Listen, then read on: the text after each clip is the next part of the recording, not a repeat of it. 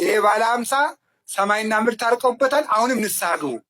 በባለ 50 ንስሐ የለም የተባለው ስግደት አይሰጣችሁም ነው እንጂ አትናዘዙም አልተባለም።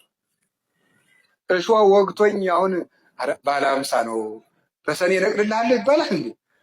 እንዴ ሾህ አይደለም እንዴ? ኃጢአት ምንድን ነው? ሾህ ነው። ነፍሴን እየወጋት አይደለም እንዴ? እና እሱን በሰኔ እነቅልልሃለሁ ሊባል ነው እየወጋኝ። አሁኑን ሄዳችሁ ታረቁ፣ ከእግዚአብሔር ጋር እንታረቅ።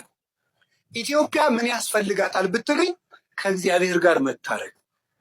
ኢትዮጵያ የሚያዋጣት እጇን ወደ እግዚአብሔር መዘርጋት።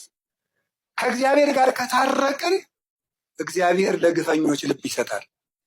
እግዚአብሔር ክፉ ልብን ይመልሳል። ደም አፍሳሾችን እጃቸውን ይሰበስባል። አይምሯቸውን ያስተካክለዋል። ክፉ ምክራቸውን ወደ በጎ ይለውጣል። እኛ ከእግዚአብሔር ጋር ግን አንታረቅ። ካልታረቅን ታዲያ ምን እናገኛለን? አንታረቅና እንለምነው ምን ይገኛል? ምንም።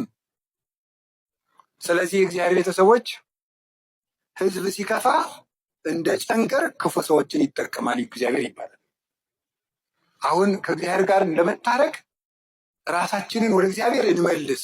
በማንም ላይ አንፍረድ። በማንም ላይ የመፍረድ ኃጢአትን እናውቀው።